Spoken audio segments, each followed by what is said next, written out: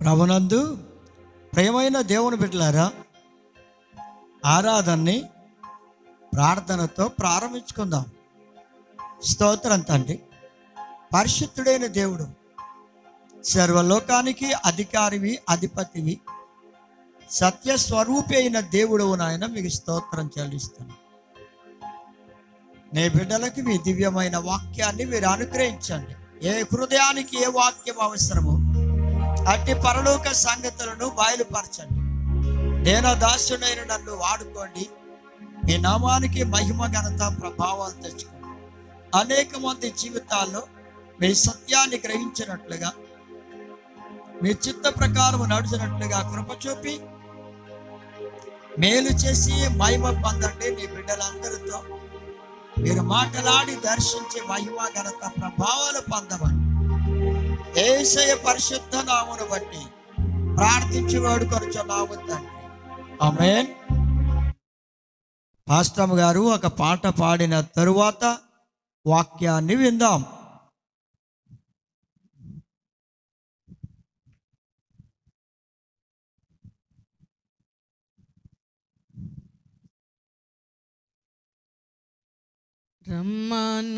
రమ్మనుచున్నాడు నిన్ను ప్రభు యేసు, వాంఛతో తన కరము చాపి రమ్మనుచున్నాడు.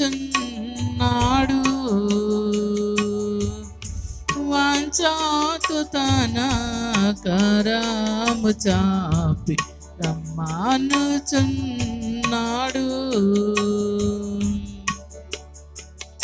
ఎటువంటి శ్రమలందును ఆదరణ నీకిచ్చునని, ఎటువంటి శ్రమలందును ఆదరణ నీకిచ్చునని గ్రహించి నీవు యేసుని చూచిన హద్దులేని ఇంపునొందెదవు. రమ్మనుచున్నాడు నిన్ను ప్రభు యేసు, వాంఛతో తన కరము చాపి రమ్మనుచున్నాడు.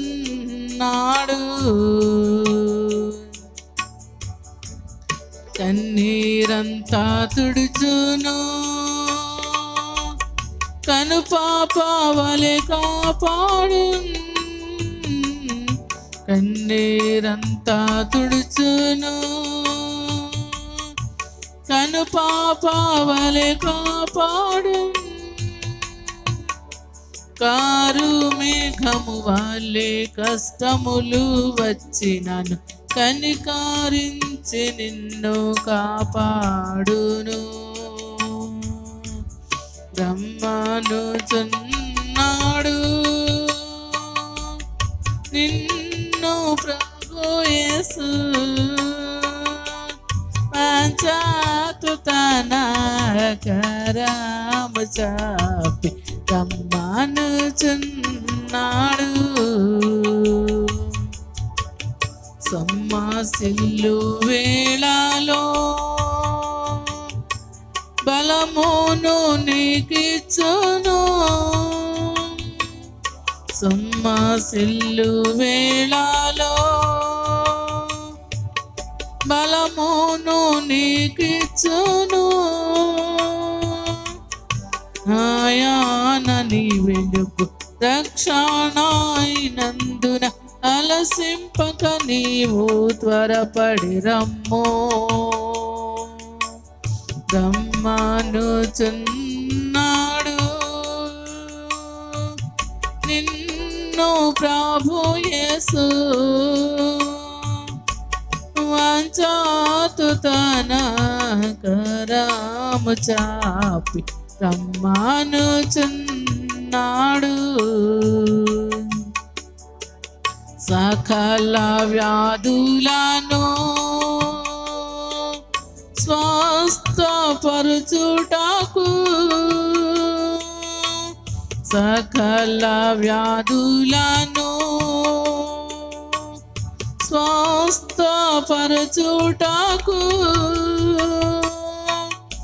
శక్తిమంతుడగు ప్రభు యేసు ప్రేమతో అందరికీ తన కృపలనిచ్చున్ రమ్మనుచున్నాడు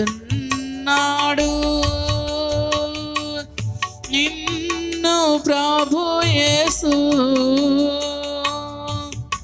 వంచాతు తన తరము చాపి రమ్మనుచున్నాడు రమ్మనుచున్నాడు. హల్లెలూయా.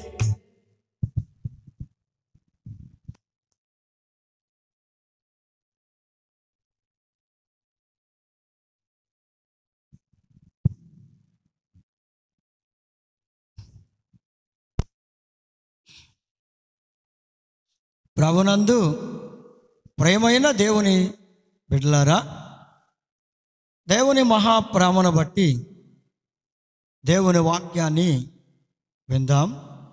ఆదికాండము 35వ అధ్యాయము 2 నుండి 3 వచనాలు. 2-3 వచనాలు. యాకోబు తన ఇంటి వారితోనూ తన యొద్దనున్న వారందరితోనూ మీ యొద్దనున్న అన్య దేవతలను పారవేసి మిమ్మును మీరు శుచిపరుచుకొని మీ వస్త్రములను మార్చుకొనిడి, మనము లేచి బేతేలునకు వెళ్ళుదాము. చూడండి, ఆదికాండం 35వ అధ్యాయం 2-3 వచనాల్లో ఏమని చెప్పబడిందంటే, యాకోబు తన ఇంటి వారితో పాటు ఎక్కడికి వెళ్ళాలని నిర్ణయించుకున్నాడు అంటే, బేతేలుకు తిరిగి వెళ్ళాలని నిర్ణయించుకున్నాడు. ప్రేమన్న దేవుని బిడ్డలారా, బేతేలు అనగా దేవుని మందిరం. యాకోబు తన జీవితంలో తిరిగి బేతేలుకు వెళ్ళడం అనేది అతనికి దేవుడు అనుగ్రహించిన మేల్కొల్పు. ఇది ఒక గొప్ప మేల్కొల్పు. ప్రేమన్న దేవుని బిడ్డలారా, ఈ మేల్కొల్పు అనేది అతని జీవితానికి అత్యవసరమై ఉంది. అలా ప్రతి వ్యక్తి జీవితంలోనూ కూడా ఆత్మ మేల్కొల్పు అనేది అందరికీ అవసరమై ఉంది. ఈ కడవరి దినాల్లో ప్రతి వాని యొక్క ఆత్మ మేల్కొల్పు కలిగి ఉండాలి. దేవుడు ఆత్మను మేల్కొల్పుతున్నాడు. యాకోబు తాను చాలా కష్ట సమయంలో ఉన్నాడు, భయంకరమైన శ్రమలో ఉన్నాడు, భయంకరమైన శోధనలో ఉన్నాడు. అలాంటి సమయములో కారణం ఏమిటంటే, యెషయా గ్రంథం 59వ అధ్యాయం 20వ వచనంలో చూస్తే, యాకోబులో తిరుగుబాటు చేయుట మాని దేవుని వైపు మళ్ళు కొనవలని దేవుని వాక్యం చెప్తుంది. యాకోబులో జరిగింది ఏమిటయ్యా అంటే, తిరుగుబాటు జరిగింది. యాకోబు కుమారులు తిరుగుబాటు చేశారు. షెకెము రాజు, నా ప్రేమన దేవుని బిడ్డలారా, ఆ రాజును వారు హతము చేశారు. ఆ దేశ ప్రజలను హతము చేశారు. అలాంటి భయంకరమైన పరిస్థితులు అది తిరుగుబాటు చేశారు. దేవుని మీద వారు తిరుగుబాటు చేశారు. యాకోబులో తిరుగుబాటు జరిగింది. యాకోబులోనే తిరుగుబాటు జరిగింది. యాకోబు కుమారులే గనుక ఈ తిరుగుబాటును జరిగినందువలన వాళ్ళు తిరుగుబాటు చేయడం మానేయాలి, దేవుని వైపు మళ్ళుకోవాలి. అందుకే యాకోబు చాలా బాధలు, దుఃఖములు, కష్టములో ఉన్నప్పుడు, శోధనలో ఉండగా తిరిగి బేతేలుకు వెళ్ళాలని నిర్ణయించాడు. తన కుమారులందరితో చెప్పాడు, తన ఇంటి వారందరికీ చెప్పాడు, మనం తిరిగి బేతేలుకు వెళ్ళాలి. కనుక బేతేలుకు వెళ్ళాలంటే ఇదిగో ఇర్మీయా గ్రంథం 4వ అధ్యాయం 1వ వచనంలో చూస్తే, ఇశ్రాయేలు నీవు తిరిగి రానుద్దేశించిన ఎడల నా యొద్దకే రావాలను. ఇక యాకోబులో తిరుగుబాటు జరిగింది కనుక యాకోబు తిరిగి దేవుని దగ్గరికే వెళ్ళాలి. అదే దేవుడు అతనికి ఇచ్చిన గొప్ప ఆత్మ మేల్కొల్పు. అతని ఆత్మకు మేల్కొల్పిచ్చాడు దేవుడు. అందుకే అతను అన్నాడు, తన ఇంటి వారందరితో చెప్తున్నాడు, మనమందరం కలిసి తిరిగి బేతేలుకు వెళ్ళాలి. ఇక బేతేలుకు వెళ్ళాలి, వెళితేనే మనకు రక్షణ, బేతేలుకు వెళితేనే మేలు, బేతేలుకు వెళితేనే మన ప్రాణాలకి కాపుదల, దేవుని కాపుదల ఉంటుంది, కాపాడబడతాం. కనుక బేతేలుకు మనం తిరిగి వెళ్ళాలి. నా ప్రియమైన దేవుని బిడ్డలారా, నీ జీవితంలో తిరిగి నీవు కూడా తిరుగుబాటు ఏదైనా దేవునికి విరోధంగా తిరుగుబాటు చేస్తుంటే నీవు కూడా తిరిగి మందిరానికి వెళ్ళాలి, దేవుని సన్నిధికి వెళ్ళాలి. అది మానుకోవాలి. తిరుగుబాటు ఏది దేవునికి విరోధమైనది నీ జీవితంలో ఉందో దానిని విడిచిపెట్టి నీవు కూడా దేవుని మందిరానికి వెళితే, తిరిగి నీవు ఆయన యొద్దకే వెళితే, అందుకే ఇశ్రాయేలు నీవు తిరిగి రానుద్దేశించినట్ల నా యొద్దకే తిరిగి రావాలన్నాడు ప్రభు. కనుక ఆయన యొద్దకే తిరిగి వెళ్ళాలి. మనం ఎక్కడా తిరుగుబాటు చేశావో, ఏ విషయంలో తిరుగుబాటు చేశావో, దేవునికి విరోధంగా జీవిస్తున్నావో సోదరుడా సోదరి, దానిని మానివేసి నీ హేయ క్రియలు తొలగించుకొని దేవుని సన్నిధి నుండి నీ హేయ క్రియలన్నీ తొలగించుకోవాలి. ఎందుకంటే ప్రియమైన దేవుని బిడ్డలారా, ఇక్కడ యాకోబు తన వారితో చెప్పాడు, మీ దగ్గర ఉన్నవన్నీ తీసి పారవేయండి, ఆ బొమ్మలన్నీ తీసివేయండి. మీరు మీలో ఉన్న వాటన్నిటిని తీసివేసి మీ హృదయంలో ఉన్న ఆ బొమ్మల్ని తీసివేయండి. ఏ పాపం ఉందో ఆ పాపం అనే బొమ్మలన్నీ తీసివేయండి. వాటిని తీసి పారేయాలి.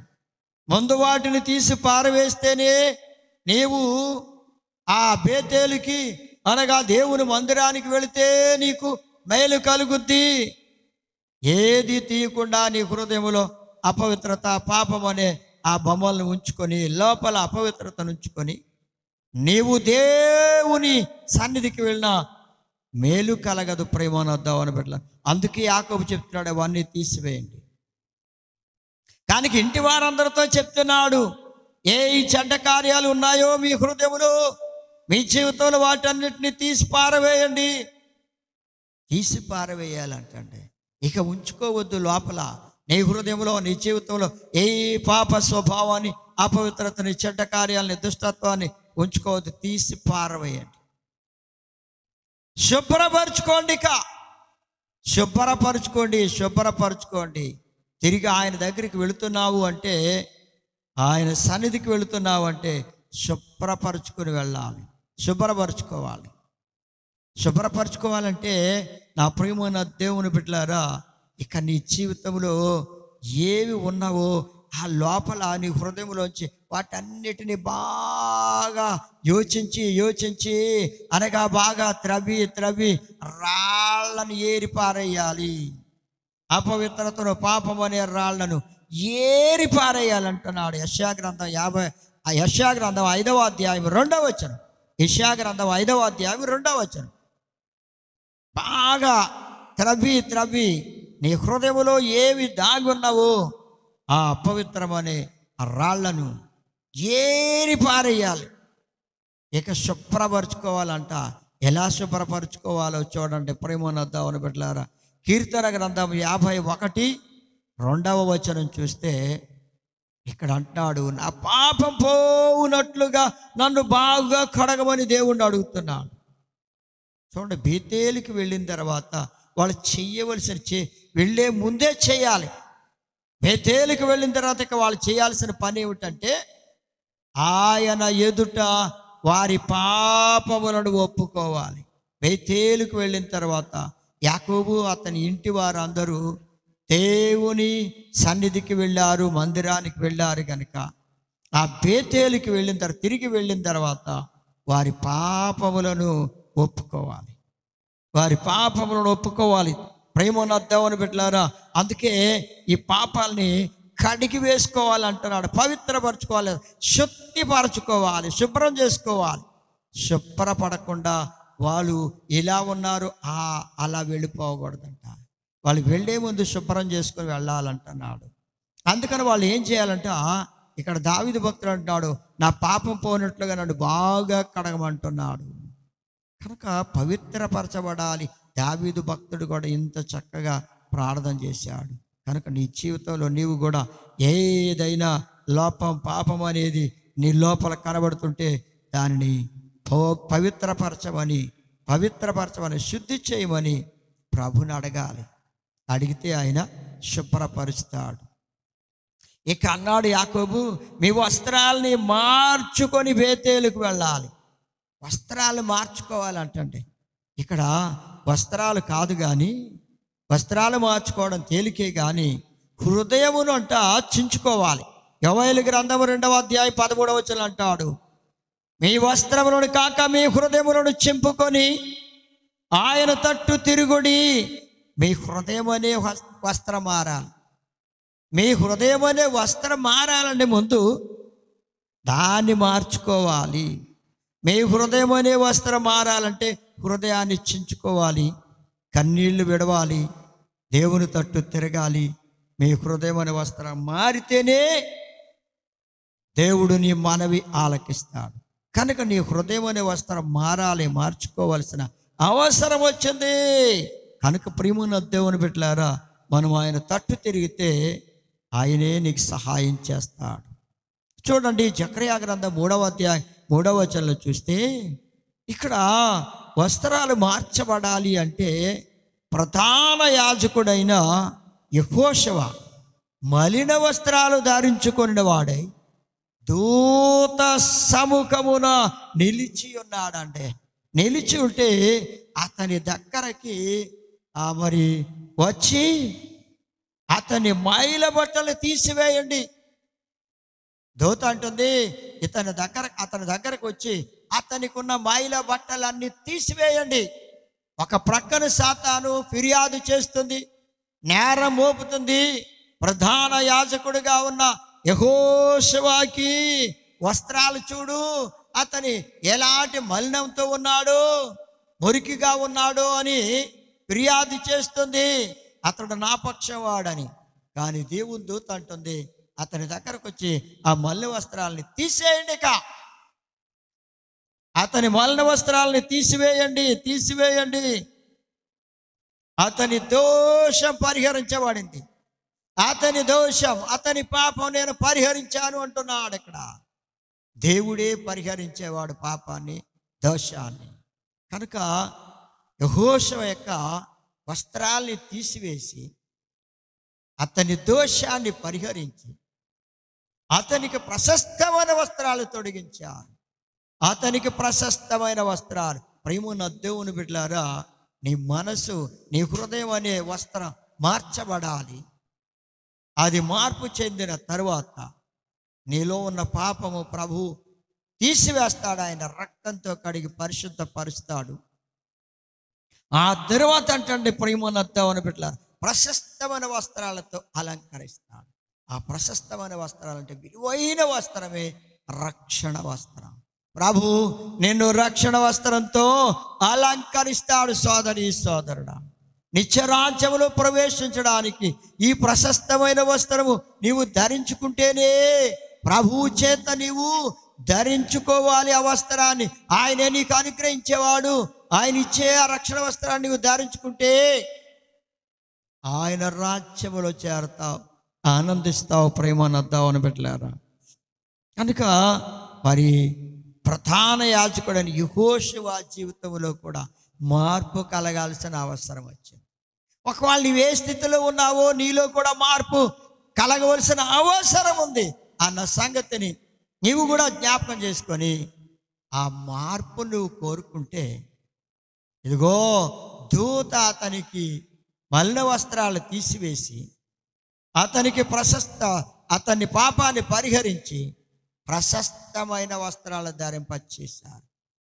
అవును ప్రేమన్న దేవుని బిడ్డలారా, ప్రభువు నీకు కూడా అతి గొప్ప రక్షణ వస్త్రాన్ని అలంకరింపచేస్తాడు. కనుక చూడండి ప్రేమన్న దేవుని బిడ్డలారా, మొదటి అంశము యాకోబు తిరిగి బేతేలుకు వెళ్ళడం, తన వారితో పాటు తన ఇంటి వారందరితో పాటు తిరిగి వెళ్ళాడు. ఆత్మ మేల్కొల్పబడ్డం కోసం. ఆత్మ మేల్కొల్పు అతని జీవితంలోనికి రావాల్సిన అవసరం వచ్చింది. తప్పక అతని ఆత్మ మేల్కొల్పు జరిగింది. అతనే కాదు, అతని ఇంటి వారందరూ కూడా ఆత్మలో మేల్కొన్నారు, మేల్కొల్పు కలిగింది.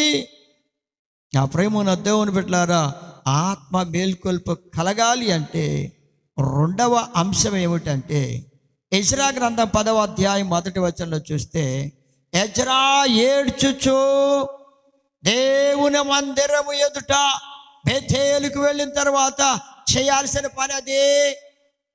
ఇక్కడ అంటున్నాడు ఈయన, మందిరం ఎదుట సాష్టాంగపడుచు పాపమును ఒప్పుకొని ప్రార్థన చేశాడు.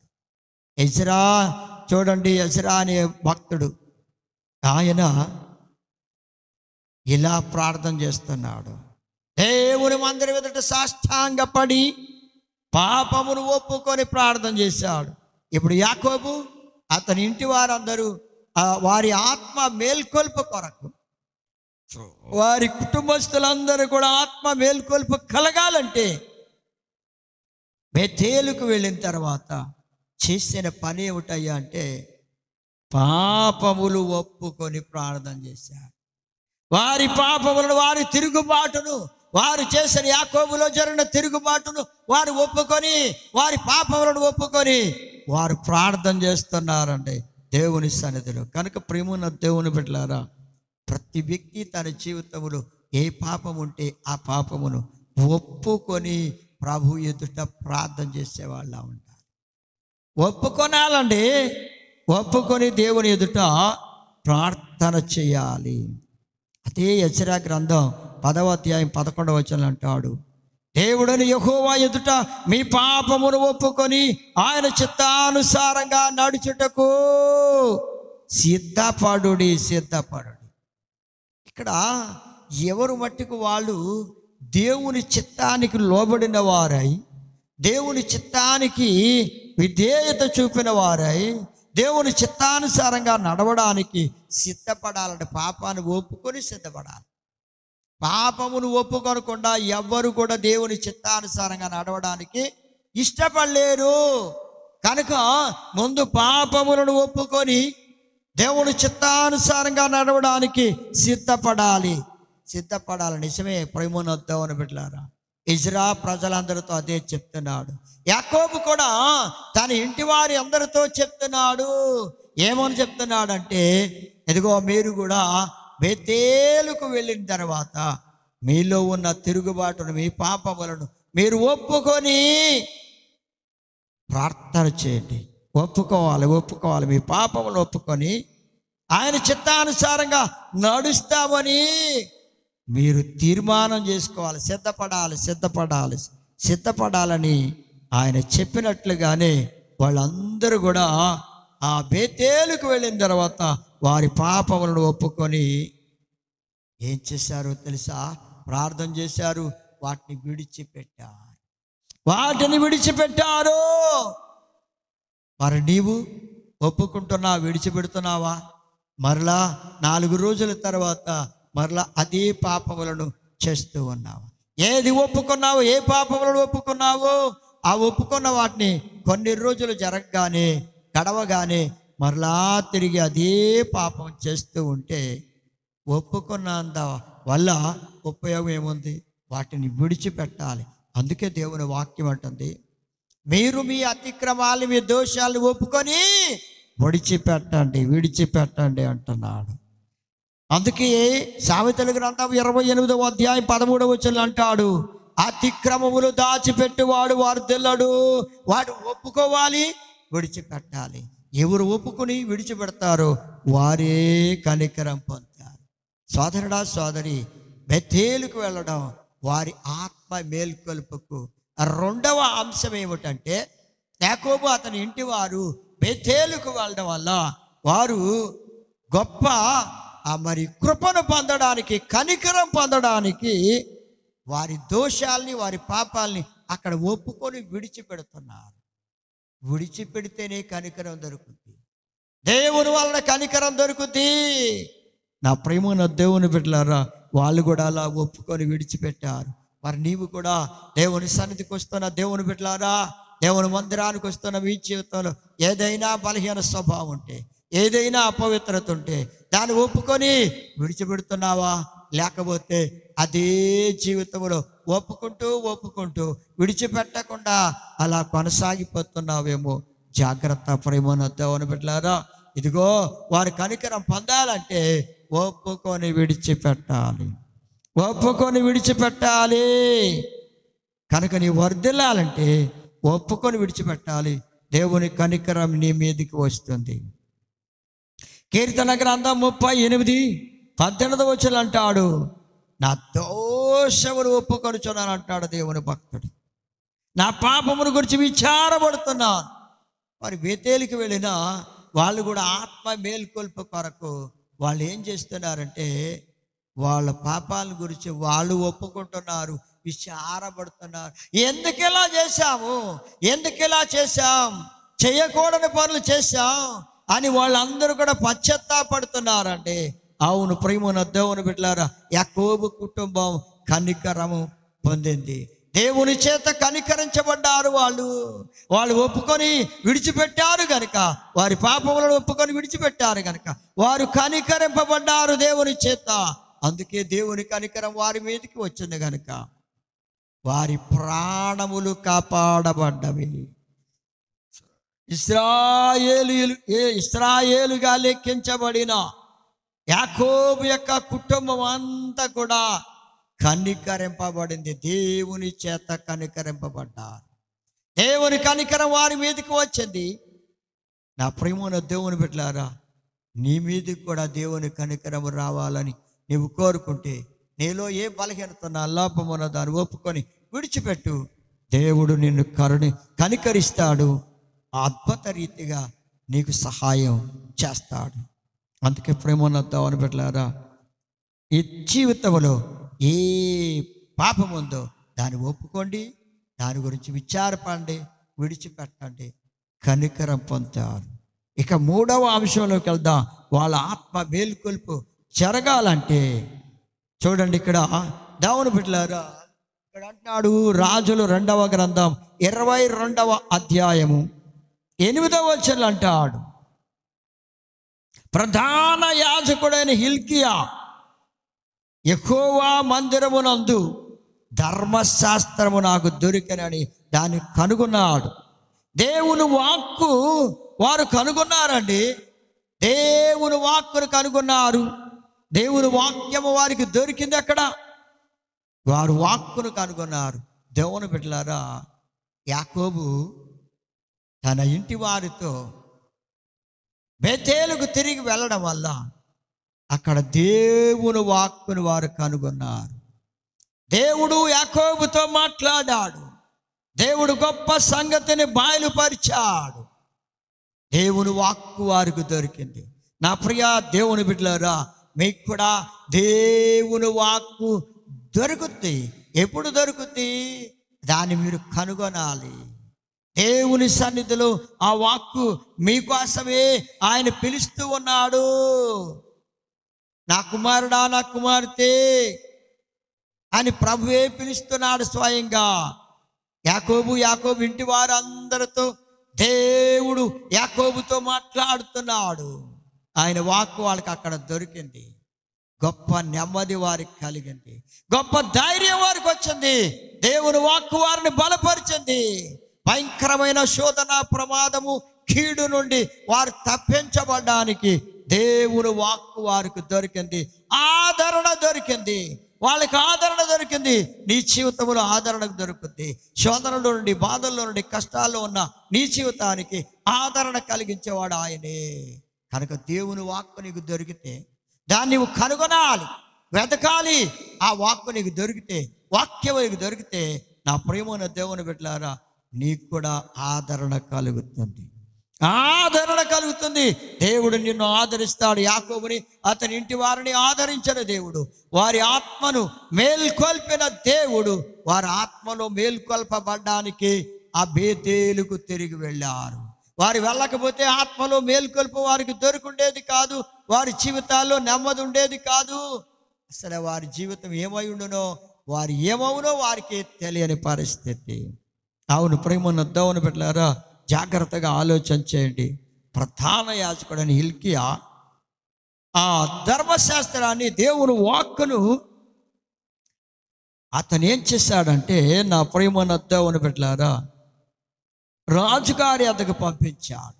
రాజుగారి దగ్గరికి పంపిస్తే యోషియా అనే రాజులు 2వ గ్రంథం 22:11 వచనంలో చూస్తే యోషియా అనే రాజుగారి దగ్గరికి ఆ గ్రంథం పంపబడింది. ఆ వాక్కు అక్కడికి, దేవుని వాక్యం అక్కడికి పంపించబడితే అక్కడ ఉన్న ఆయన చదివి వినిపించాడండి. చదివి వినిపిస్తే జరిగింది ఏమిటంటే, రాజుగారు ఆ గ్రంథములోని దేవుని వాక్కులను, ఆ మాటల్ని, దేవుని వాక్కుల్ని విని విని తన బట్టల్ని చింపుకోవడం మొదలుపెట్టాడు. రాజుగారు వాక్యాన్ని విన్నాడు. వినగానే అతని బట్టల్ని అతను చింపుకుంటున్నాడు రాజుగారు. దేవుని ప్రేమన్న దేవుని బిడ్డలారా, ఇంతకుముందు మనం విన్నాం, మీ వస్త్రములను కాదు మీ హృదయాల్ని చించుకొని మీరు దేవుని తట్టు తిరగండి, దేవుని తట్టు. ఇప్పుడు యోషియా రాజు వాక్కును కనుగొనగాని, దేవుని వాక్యమును వినగాని, ఆ వాక్కు అతను కనుగొన్నాడు. వాక్కును కనుగొన్నాడు, ఆ వాక్యం అతనికి దొరికింది. వాక్కును కనుగొన్నాడు. వెంటనే ఆయన పశ్చాత్తాపడుతున్నాడు. తన వస్త్రాలు చింపుకొని పశ్చాత్తాపడుతున్నాడు. తన హృదయం బద్దలైంది, తన జీవితంలో మార్పు వచ్చింది. పశ్చాత్తాపడుతున్నాడు. అయ్యో, నేను నా ప్రజలంతా, నా దేశ ప్రజలమంతా దేవుని దుఃఖ పెడుతూ వచ్చాము అని పశ్చాత్తాపడుతున్నాడు. దేవుని వాక్కుని విని ఆయన పశ్చాత్తాపడి తాను తగ్గించుకొని, ఎలా తగ్గించుకోనంట, 22వ అధ్యాయము, రాజు 2వ గ్రంథం 22వ అధ్యాయము 19వ వచనంలో, మెత్తని మనస్సు కలిగిన వాడుగా దేవుని సన్నిధిలో దీనత్వం కలిగి బట్టల్ని చింపుకొని కన్నీళ్లు విడిచాడంటండి. కన్నీళ్లు విడిచాడు గనుక అతడు చేసిన మనవిని దేవుడు అంగీకరించాడు. అవును ప్రేమన్న దేవుని బిడ్డలారా, తగ్గింపును చూచాడు దేవుడు. ఎవరి తగ్గింపు అంటే, రాజుగారి యోషియా దేశాన్ని పరిపాలన చేసే, ఇశ్రాయేలు దేశమును పరిపాలన చేసే ఆ రాజుగారు ఎంత తగ్గించుకున్నాడో చూడండి. కన్నీళ్లు విడిచుచు దేవుని సన్నిధిలో మెత్తని హృదయం కలిగి పశ్చాత్తాపడి బాధపడుతూ దేవునికి మొర్ర పెట్టుకున్నాడు. ఏమిటి ప్రభువా, మీ వాక్కును వింటే నా జీవితంలో భయం వచ్చింది, మీ చిత్తానుసారంగా నడవలేకపోయాను, మీకు విరోధంగా పాపం చేశాను, అయ్యో నా ప్రజలు చేస్తున్నారు, నేను చేశానని అతను కన్నీళ్లు విడిచి పశ్చాత్తాపడి దేవుడు బ్రతములాడుకుంటే, దేవుడు అతని మనవిని ఆలకించి ఏం చేశాడో తెలుసండి ప్రేమన్న దేవుని బిడ్డలారా, దేవుడంట అతన్ని మనవిని అంగీకరించారని సెలవిచ్చాడు. ఎప్పుడైతే దేవుడి మాట సెలవిచ్చాడో అతని జీవితానికి ధైర్యం కలిగింది. దేవుని వాక్కు అతను కనుగొన్నందువల్ల ఆ వాక్యం అతని జీవితంలో పనిచేస్తుంది. దేవుని బిడ్డలారా, దేవుని వాక్యం వింటున్నప్పుడు ఆ వాక్కును మీరు కనుగొంటే మీ జీవితంలో కూడా అది పనిచేస్తుంది. మీరు కూడా దేవుని చిత్తానుసారంగా నడవడానికి ఆ వాక్కు మిమ్మల్ని నడిపిస్తుంది దేవునిలో. అయితే చూడండి, యెహెజ్కేలు గ్రంథం 3వ అధ్యాయం 3వ వచనంలో చూస్తే అక్కడ ఒక గ్రంథాన్ని దేవుడు యెహెజ్కేలు భక్తునికి ఇస్తున్నాడు. ఆ గ్రంథాన్ని అంట ఆహారంగా తినమని చెప్పాడు. దాన్ని తిన్నాడు. తన కడుపు నింపుకున్నప్పుడు అంట అది నోటికి ఎంతో మధురముగా ఉన్నదంట. చూడండి, గ్రంథాన్ని కనుగొన్నాడు, దాన్ని తినమంటే తిన్నాడు, నోటికి ఎంతో మధురంగా తీయగా ఉంది ప్రేమనంతా అని పెట్టారు. అలా నీ జీవితంలో ఒక్కసారి ఆలోచించండి. వాక్యం వింటున్నప్పుడు ఆ వాక్యము నీకు మధురంగా అనిపిస్తుందా, లేకపోతే వాక్యము నీకు చేదనిపిస్తుందా, బాధ అనిపిస్తుందా, దుఃఖం అనిపిస్తుందా, వేదన అనిపిస్తుందా, ఎందుకులే వినడం అనిపిస్తుందా? జాగ్రత్తగా ఆలోచించుకో సోదరి సోదరుడా. ఇక్కడ యెహెజ్కేలు భక్తునికి దొరకగానే ఆ గ్రంథాన్ని తినమంటే తిన్నాడు, మధురంగా ఉందని చెప్తున్నాడు. వాక్యం వినే కొద్దీ ఇంకా వినాలి వినాలని ఆశ కలుగుద్ది ప్రేమనొద్దాం అని పెట్టారు. అలాంటి ఆశ నీలో ఉందా? ఇదిగో దేవుని వాక్యాన్ని కనుగొంటే నీకు అలాంటి ఆశ కలుగుద్ది, ఇంకా వినాలని ఆశ. కనుక ఆత్మ మేల్కొల్పు జరగాలంటే, ఆత్మలో నీవు మేల్కొల్పబడాలి అంటే, నీకు ఆత్మ మేల్కొల్పు కలగాలి అంటే దేవుని వాక్యను కనుగొనాలి. దేవుని వాక్యాన్ని వింటున్న దేవుని బిడ్డలారా, ఆత్మ మేల్కొల్పు నీకు కలగాలి. వాక్యం ద్వారానే ఆత్మ మేల్కొల్పు జరుగుతుంది. ఆత్మలో మేల్కొల్పబడతావు.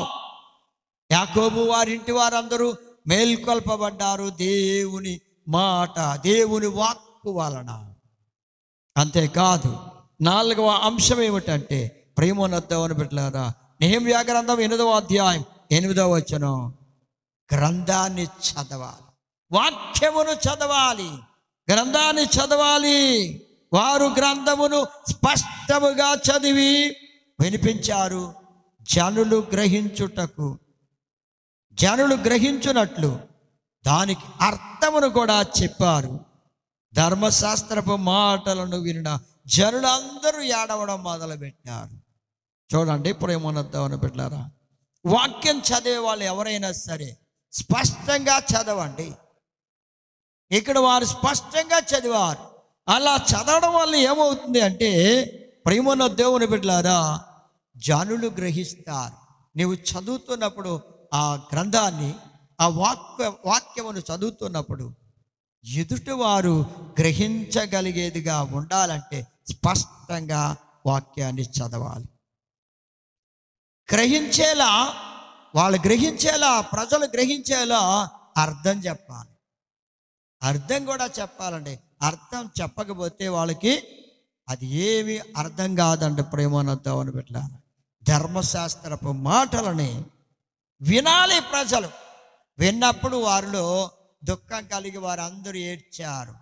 ఈనాడు ప్రేమోన్నతమని పెట్టారా, దేవుని వాక్యాన్ని వింటుంటే నీ హృదయంలో నుంచి, నీ కన్నుల నుండి కన్నీరు కారుతుందా? ఏడ్చే స్థితి వస్తుందా? లేకపోతే ఏదో విన్నావులే అయిపోయిందిలే అని అనుకుంటున్నావా? వాక్యం ఉంటున్నప్పుడు నీలో పశ్చాత్తాపం కలగాలి, నీ హృదయంలో మార్పు రావాలి, దైవ భయము రావాలి, ఆత్మ మేల్కొల్పబడాలి. ఆత్మలో మేల్కొల్పబడి కన్నీళ్లు విడుస్తూ దేవుని సన్నిధిలో నీ దోషములు ఒప్పుకొని పశ్చాత్తాపడే స్థితికి రావాలి. ఆయన రక్తములో నిన్ను కడిగి పవిత్రపరుస్తాడు. వాక్యము నీ జీవితానికి, నీ హృదయానికి తగిన విధంగా లోపల ప్రవేశిస్తేనే ఆ ఆత్మ మేల్కొల్పబడుతుంది. కనుక ప్రేమోన్నతమని బిడ్డలారా, కీర్తన 2వ వచనంలో, యెహోవా ధర్మశాస్త్రమునందు ఆనందించుచు దివారాత్రములు దాన్ని ధ్యానించువాడు ధన్యుడు. ఆనందించాలంటే వాక్యాన్ని వింటున్నప్పుడు ఆనందం రావాలి. ఇంకేం వింటావులే అని వాక్యాన్ని వినడం మానేస్తున్నావేమో ప్రేమోన్నతమని బిడ్డలారా. వాక్యాన్ని వినాలి, వినే కొద్దీ ఇంకా వినాలి. మధురంగా ఉందని ఆ గ్రంథాన్ని అతను తిన్నాడు. నీ జీవితంలో దేవుని వాక్యాన్ని వినాలి, చదవాలి. చదివే కొద్దీ అనేక ఆత్మ సత్యాలు నీకు అర్థమవుతాయి. ప్రేమోన్నతమని పెట్ట ఆనందం కలగాలి. చదవడంలో కూడా ఆనందం ఉండాలి. ఆ ఆనందం కలగాలి నీ జీవితంలో. దేవుని ధర్మశాస్త్రాన్ని, దేవుని వాక్యాన్ని చదివే కొద్దీ ఆనందం పడుతుంది. దివారాత్రులు దాన్ని ధ్యానించేవాడు ధన్యుడు. ఈ ధన్యత పొందుకో సోదరి సోదరుడా. 119వ కీర్తన 148వ వచనం అంటాడు, నీవు ఇచ్చిన వాక్యాన్ని ధ్యానించడానికి నా కన్నులు రాత్రి జాములు కాక మునిపే తెరుచుకుంటున్నాను అంటున్నాడు దావీదు మహారాజు. అంటే ఈయన రాత్రి జాములు కూడా నిద్ర పట్టకపోతే ఆయన కన్నులు తెరుచుకుని అంటే ఆ రాత్రి వేళే దేవుని వాక్యాన్ని చదువుతున్నానంటున్నాడు, దేవుని వాక్యాన్ని ధ్యానిస్తున్నానంటున్నాడు. దేవుని బిడ్డలారా, రాత్రి కాలంలో కూడా ఆయన వాక్యాన్ని చదువుతున్నాడు. ఎందుకు అంటే ఆ వాక్యమును చదివే కొద్దీ కలిగే ఆనందం ఆయనకు తెలుసు. నీకు కూడా ఆ ఆనందము తెలిస్తే రాత్రి అయినా చదువుతావు సోదరి సోదరుడు. ఇక రాత్రి వాళ్ళు నిద్రపోయే సమయాన్ని వాక్యం ఏం చదువుతావులే అని అనుకో, రాత్రి కూడా వాక్యాన్ని చదువుతావు. కనుక నీ కన్నులు తెరుచుకోగానే రాత్రి వేళ కూడా కన్నులు తెరుచుకొని వాక్యం చదివాడు దేవుని భక్తుడు దావీదు. దేవుని బిడ్డలారా, ఉదయమే చదవాలి, సాయంకాలమే చదవాలి, మధ్యాహ్నమే చదవాలి, రాత్రిపూట చదవకూడదని లేదు, అన్ని సమయాల్లోనూ. అందుకే దివారాత్రులు దాన్ని ధ్యానించేవాడు ధన్యుడు అన్నాడు. కనుక దేవుని వాక్యాన్ని చదవండి, దేవుని వాక్యముని వినండి, చదవండి. దేవుని వాక్యాన్ని చదివితే మీ ఆత్మ మేల్కొల్పబడుతుంది. కనుక 4 అంశాలు విన్నాం మనం. యాకోబు తిరిగి బేతేలుకు వెళ్ళడం వల్ల ఆత్మలో మేల్కొల్పబడ్డారు. ఆ 2వ అంశం, వారు అక్కడికి వెళ్ళిన తర్వాత వారి పాపములను ఒప్పుకున్నారు, విడిచిపెట్టారు, ప్రార్థన చేశారు, ఒప్పుకొని విడిచిపెట్టారు. గనుక వారి జీవితంలో వారి ఆత్మలో మేల్కొల్పబడ్డారు. ఇంకా అక్కడ దేవుడు యాకోబుతో మాట్లాడాడు, దేవుని వాక్కును వారు కనుగొన్నారు. అక్కడికి వెళ్ళిన తర్వాత ఆ బేతేలుకి దేవుని వాక్కును వారు కనుగొన్నారు. నా ప్రేమను దేవుని బిడ్డలారా, ఆత్మలో మేల్కొల్పబడ్డారు. నీవు కూడా మేల్కొల్పబడ్డాలంటే యోషియా భక్తుని రాజుగారి వలె తగ్గించుకొని కన్నీళ్లు విడిచి ఆ వాక్యాన్ని విన్నప్పుడు పశ్చాత్తాపడితే దేవుడు తన రక్తములో, యేసయ్య నీ కొరకే శిలువ మీద బలైపోయి రక్తం చెందించాడు. ఆయన రక్తములో నీ పాపాలను కడిగి నిన్ను పరిశుద్ధపరుస్తాడు. నీకు నెమ్మదిని, ఆత్మలో శాంతిని కలగజేస్తాడు. 4వ అంశం, వాక్యాన్ని చదవాలి. నీ ఆత్మ మేల్కొల్పబడాలంటే వాక్యాన్ని చదవాలి. చదవటంలో ఉండే గొప్ప ఆనందం నీ జీవితంలో గ్రహిస్తే రాత్రి అయినా చదువుతావు, పగలైనా చదువుతావు, ఎప్పుడైనా చదువుతావు. దేవారాత్రులు ధ్యానించేవారు ధన్యులన్న ఈ ధన్యత నీవు కూడా పొందుకుంటావు. ప్రేమను దేవుని బిడ్డలారా, ఆత్మ మేల్కొల్పబడ్డానికి వాక్యాన్ని చదవాలి. ఇలా నీ జీవితంలో దేవుని చిత్తానుసారంగా జీవించడానికి, ఆత్మలో మేల్కొల్పబడ్డానికి దేవుడు తన కృప మీకు అనుగ్రహించునుగాక. ఆమేన్. ప్రార్థన చేద్దాం. స్తోత్రం తండ్రి గారు, పరిశుద్ధుడైన దేవుడు, మీ మహాప్రేమ కనికరమును బట్టి, కృపా వాత్సల్యతను బట్టి నాయన మిమ్మల్ని స్తుతిస్తున్నాం ప్రభువా. మీ దివ్యమైన వాక్యం వల్ల నీ బిడ్డల జీవితాల్లో మీ సత్యాన్ని గ్రహించి ఆత్మలో మేల్కొల్పబడిన వారిగా, ఆత్మ మేల్కొల్పు యాకోబు జీవితానికి ఇచ్చారు ప్రభువా. భయంకరమైన శోధనలో, భయంకరమైన కీడులో నుంచి విడిపించబడాలంటే తిరిగి బేతేలుకు వెళ్ళాలి, దేవుని మందిరానికని లేఖన ద్వారా చూచా వారు వెళ్ళారు, ఆత్మలో మేల్కొల్పబడ్డారు, భయంకరమైన కీడు నుండి తప్పించబడ్డారు, ఆదరించబడ్డారు. అందుకు మీ స్తోత్రాలు. అలాని బిడ్డలు నాయన వారి జీవితంలో నాయన శోధన నుండి, బాధ నుంచి విడిపించబడడానికి సాయం చేయండి. ఇంకా ఏ బలహీన జీవితం ఉన్నా ప్రభువా మీ దగ్గర ఒప్పుకొని వారు విడిచిపెట్టినట్లుగా వారి హృదయాల్ని తాకండి, ముట్టండి, దర్శించండి. అలా నాయన వాక్యాన్ని చదివి ఆత్మలో మేల్కొల్పబడే వారిగా, వాక్యాన్ని విని ఆత్మలో వాక్యాన్ని కనుగొని ఆత్మలో మేల్కొల్పబడిన యాకోబు వారి కుటుంబం వలె నీ బిడ్డలు కూడా మేల్కొల్పబడినట్లుగా, ఆత్మలో ఆత్మ మేల్కొల్పబడినట్లుగా వారి బిడ్డల జీవితాల్ని మీ తట్టు తిప్పి మహిమ, ఘనత, ప్రభావాలు పొందండి. వాక్యం ఉన్న ప్రతి బిడ్డను దీవించాలి. గ్రామాన్ని, రాష్ట్రాన్ని, దేశాన్ని, నాయకుల్ని, ప్రజల్ని కూడా దీవించి రక్షించమని యేసయ్య పరిశుద్ధ నామమును బట్టి ప్రార్థించి వాడుకొనుచున్నాను తండ్రి. ఆమేన్. మన తండ్రి అయిన దేవుని ప్రేమ, ప్రభు అయిన యేసు క్రీస్తు వారి కృప, పరిశుద్ధాత్మ సహవాసం బిడ్డలందరికీ సదాకాలం తోడై నడిపించునుగా. ఆమేన్.